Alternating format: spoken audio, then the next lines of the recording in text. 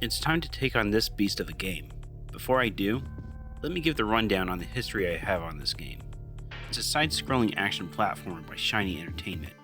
It has been released on many platforms, even with a more recent version called Earthworm Jim HD. Super Nintendo, Sega Genesis, Sega CD, PC, and so much more. There are differences from version to version.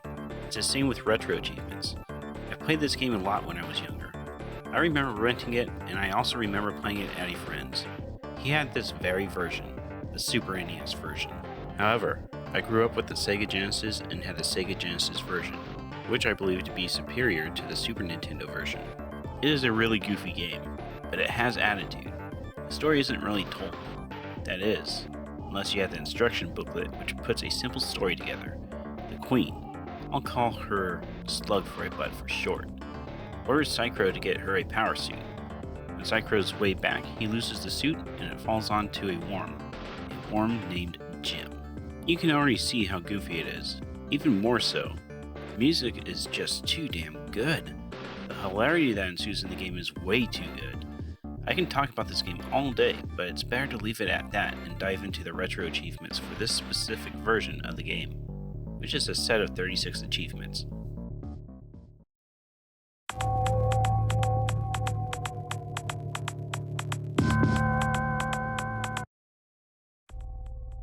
We start off in New Junk City, but before we get going, I have to do some of the most difficult achievements that will test your patience quite literally.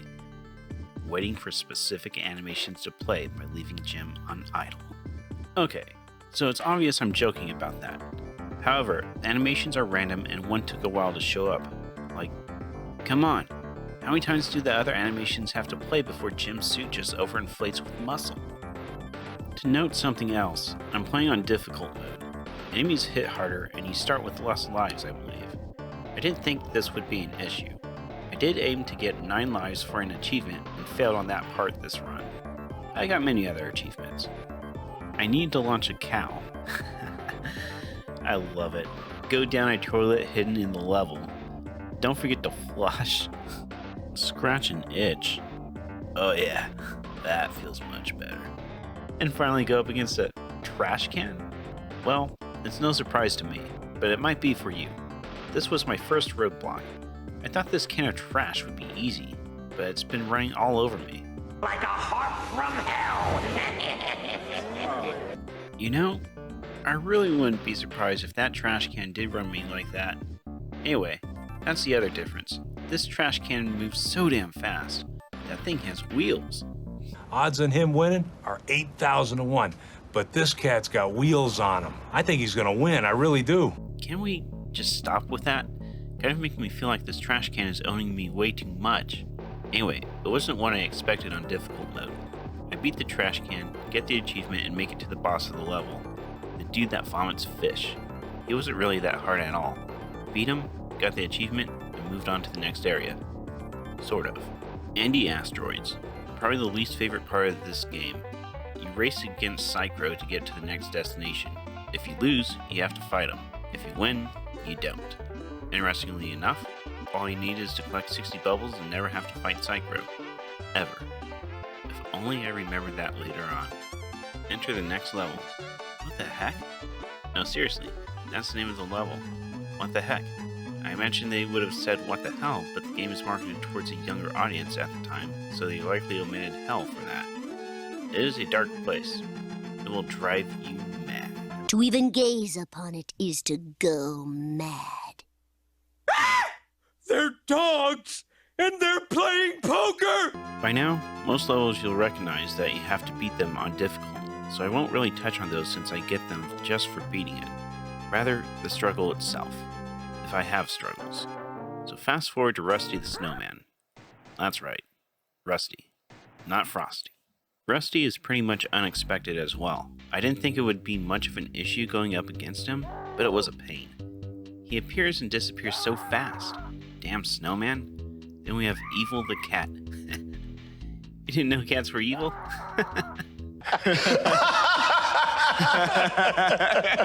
Man, don't fake laugh. Jump over the gun blast, get the suit, and defeat Evil 9 times. Because, you know, cats have 9 lives. Also, yeah, Evil the Cat appears much faster to attack you here as well. We go down the tubes, which doesn't have a whole lot to say. Avoid the cats, which are ironically bodyguards for something more sinister. Someone named Bob. Got to watch out for Bob. You never know what to expect. Beat the level, gain an achievement, and get to the next area. Tube Race. Here, there is a very specific achievement I tried to go for that I couldn't get this time. So, I skipped out on it this time. I wanted to focus on more pressing matters, like being able to beat this on difficult. But if you must know, you have to make it through this tube race without taking damage in the vehicle. At the end, we meet the cat bodyguard's boss, Bob. So, we knock him over and leave. Bye, Bob. The next thing is going up against Snot and Snot a Problem. Earthworm Jim is bungee jumping with Snot. The goal is to ram Snot into the sides of the level to weaken his own bungee, forcing him to fall into the snot below.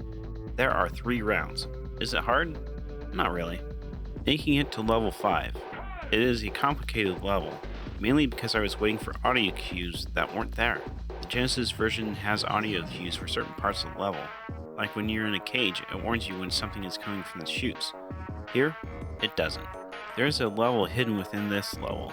It is necessary to get there. It is called Lights Out. You're in complete darkness and I love it. This whole game is awesome. As you make your way to the last section of the area in Lights Out, you come across 2 huge eyes. Something big is after Jim, and, well, it was hard for me to get past it, to say the least. You have to jump over it and get to the exit. Doing so grants you an achievement. The exit also puts me back in level 5 to continue this mayhem. I had my issues with Monkey for a head until I figured something out. After getting past him, I make it to a mechanical chicken. The chicken isn't that hard, but I still had lost a life in the battle. That brings me to For Pete's Sake, an escort mission. There are a few achievements here. In the end, I only got the one for beating the level. I will definitely get back to this though. At the end of the game, Buttville. At the start, you need to glide down and avoid taking damage to get a warp at the end of the stage. If you don't get hit here, you gain an achievement, which I did, first try. The final portion is just being careful and taking out enemies to get to the final battle with Queen Slug for a butt. You can one-hit KO her, but I kept failing. Ultimately, I chose to use Jim's gun to win the battle, getting me 2 achievements and ending this portion of the stream.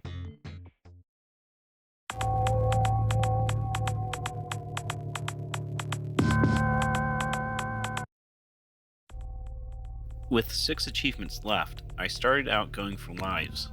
I need 9 to get this achievement, so I get all the lives I know of. One right below the start of Junk City, and another after the warp from the toilet leading up to the trash can boss. Since I started on normal, this gives me 5 lives. I still need 4 more lives, so next up is going to What the Heck, and getting a life near the start of the level. I didn't make it to where the first lawyer is shown up and hook myself underneath this part of the level to get another life. At the same time, this skips the snowman, which will get me that achievement when I make it to the end of this level. Finally, I make it to the last set of green orbs, jumping from each to reach the top and then jumping to the left to get yet another life. This gives me a total of 8, only 1 more to go. I make it to Evil the Cat and, well, I started to get worried as I kept taking too many hits. So much so that I was on the edge of life. I had 30% left into the asteroid race, which means I don't want to get hit and lose a life. So I did my best to avoid everything and did it well. I make it to down the tubes and refill my health along the way, all the while being careful of not getting hit by the cats. Making it to the end of this level, I go to the very corner and jump up to get a hidden life. This gives me 9 lives and the achievement. Next up, finally the tube race.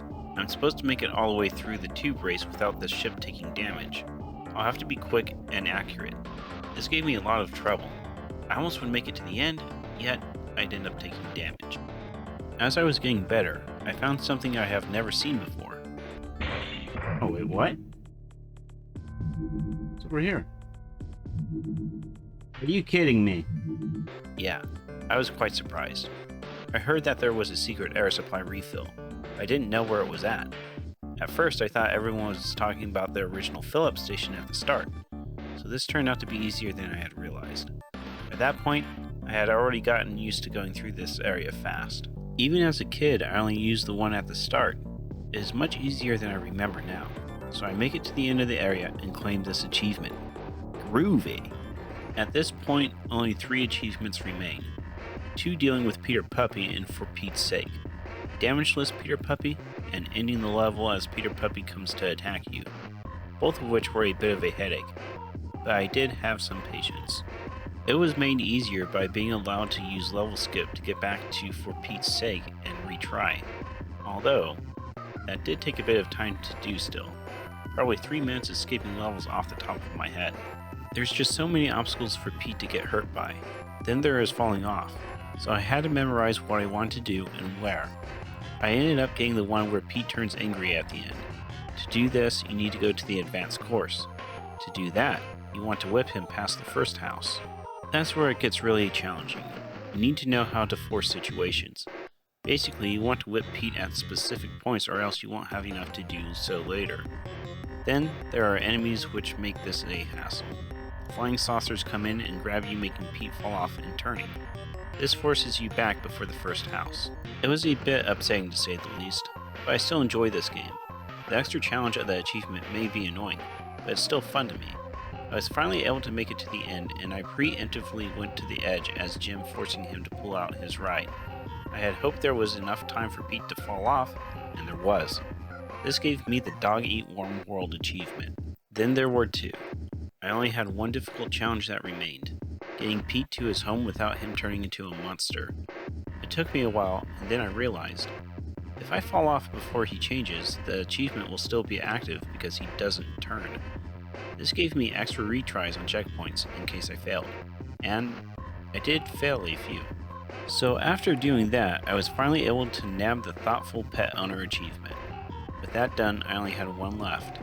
Since I didn't really want to activate cheats until it was absolutely necessary in the first place, I put the code in for Nick Jones. YABBAYAB. Pushing that combination of buttons when pause activates it and gives me the Nick Trick achievement, as well as a whopping 1 point. Final thoughts? Well, this is a great game, a classic that is timeless for me. So to be able to relive this game over and collect achievements makes it even more satisfying. I do recommend playing this game. However, this isn't the version I grew up with. A lot of people say this is a difficult game, and I can only say that is true if you play it on difficult mode. That's where I had the most challenge. Normal is fun, and definitely the best way to experience this game. The extra difficulty level is just that. If it wasn't challenging enough for you before, you'd be able to say you can beat it. If you enjoyed this video, please like, subscribe, share, and leave a comment. However, even after mastering this game, I feel like there is a lot missing for a game I really enjoy. I think there's only one way to satisfy my urge to play this game. That's right, we're going on to the Sega Genesis version.